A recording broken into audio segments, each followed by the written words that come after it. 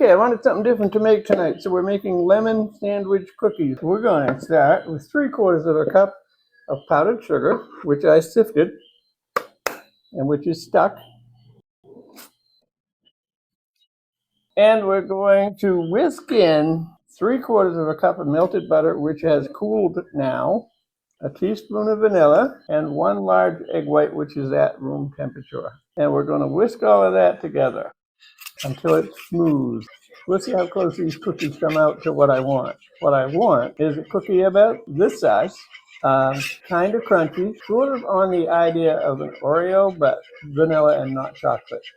And in between the two cookies is going to be a semi-tart lemon filling, sort of a buttercream. Now we're going to whisk in our flour. We're back to the 1.25 cups. I really hope it starts turning into more of a dough here pretty soon. So right now it's almost a batter. I think I said 3/4 of a cup of butter. It's a 1/2 cup.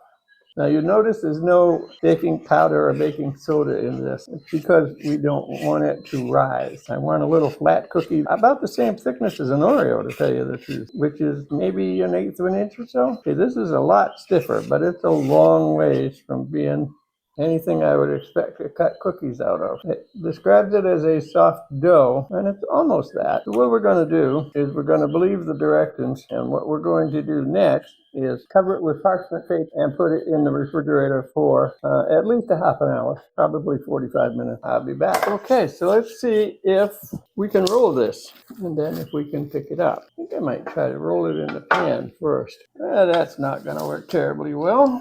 And this butter is going to make a mess on my silicone pad, but that's life.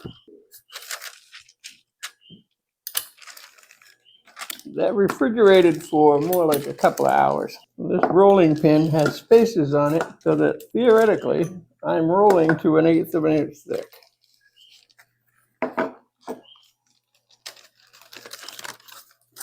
And we're going to use this little cover for a cookie cutter, and hopefully this will work just fine. My oven is heating to 325. We want to cook these a little lower temperature because we want them to stay flat. And that's going to be it for this first rolling. These are warming up enough to get soft really quickly. Okay, one of the things that we're going to do with these cookies that we don't normally do with cookies is we're going to take a fork and we're going to poke a few holes in each cookie. And this is also to try to keep them flat. In theory, it'll keep them from building up steam underneath them. And let's see if I can cut a few more to round out our pan. But in order to do that, we're going to need another piece of parchment paper. And leave it out this time. Well, I don't think I ripped off a big enough piece, but we'll find out.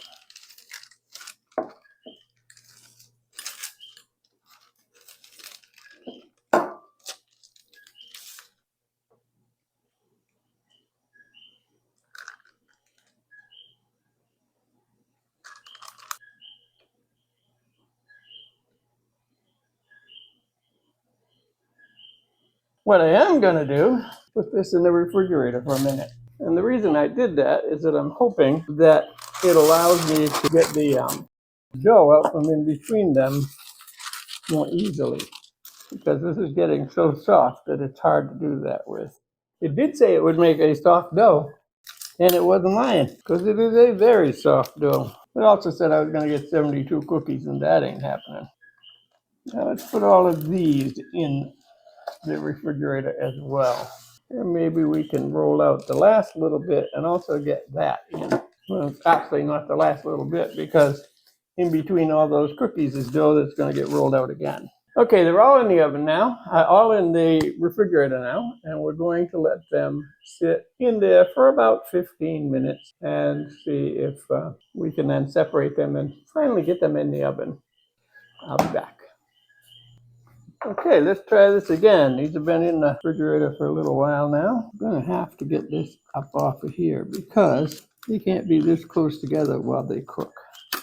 Can't be that close together either. They should be about 2 inches apart because we don't want them to spread into each other. Not going to be very round when I get done. Okay, so let's get this pan into the oven. And we'll set a timer for 10 minutes. This is some soft and sticky dough. There's a hole in that one. That'll let the lemon filling come through. I am actually going to try putting this sheet in the freezer. I'll let you know how this works. Considering the freezer is about 36 degrees colder than the refrigerator, I expect that'll make it a little stiffer.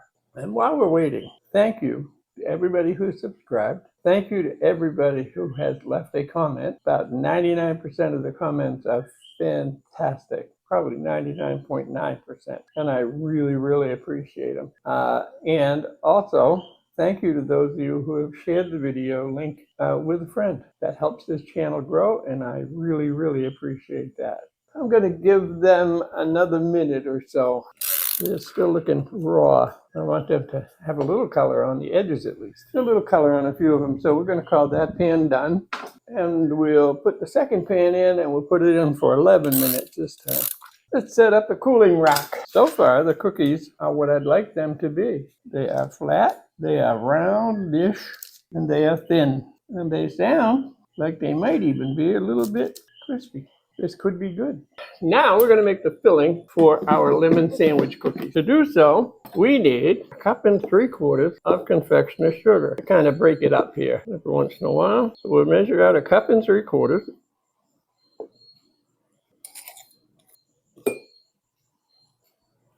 Because we're going to have to sift it into our mixer, we first need to put in 1/2 cup or 1 stick of soft butter. And we're going to beat that until it's light and fluffy. It does change color after it beats for a few minutes. So we'll let that go for 2 or 3 minutes. The reason it changes color is because it rips air into it, and that makes it lighter. When I got this stand mixer, which was a gift from my wife, I think it thought it was going to have a pretty easy life because I worked 2 or 3 days a week. I had a fully equipped woodworking shop, which I like to spend some time in, and I was fishing when it was fishing season, so it didn't get used much. However, since we moved to Puerto Rico and I started doing the YouTube video, it gets quite a few hours every week. All right, we're going to call that good, and we're going to take this off because it'll make it a lot easier. And then we're going to sift our flour. Now the sugar, and the sugar will not just drop through this. It needs to be helped. This is actually the second time I've made this filling. The first time I made the filling, my camera stopped working. So I thought I had videoed it. And no, actually, thinking about it, the cameras didn't stop working. I failed to turn them all the way on. And that's failed to turn on 3 cameras, by the way. And I was thinking I was wide awake because it was early in the morning, but guess it wasn't. Guess I wasn't. So I was thinking I was just going to tell you how I did it, but then I said that's not going to teach much. So what we do is we sift this powdered sugar, because as you can tell, it's pretty coarse. It would make some very lumpy filling. Even pushing it around with a spoon, I can feel some hard little rocks. And those will not make it all the way through, so they won't be in the cookie filling. We have that much left. I don't know if you can see that. But then, because this is lemon after all, we're going to do about 3/4 teaspoon of lemon extract. Now we could do it with lemon juice, but I think that would make the icing just too liquid. Now it's going back in the mixer, and we want to be sure to turn it on slow. Otherwise that sugar goes poof and goes everywhere. It's a good thing I have a lot of spatulas, because on nights like tonight when I make more than one video, I go through a ton of them. I have some gel food coloring, and if it's lemon, it seems to me it should be yellow. So let's put in a couple of drops of lemon gel food coloring and see yellow gel food coloring and see what we get. That's going to be plenty yellow. Definitely lemon. See what I mean? These are the sandwich cookies that we made previously. So we'll take 2 that are pretty close in size. This will get much stiffer after it's refrigerated, which I will be doing with it. But basically, you can see what our lemon sandwich cookie looks like. Okay, gonna give it a taste. Still too soft, but oh, it's that good. Anyway, that's our lemon sandwich cookie video. Thanks for watching, and we'll see you next video.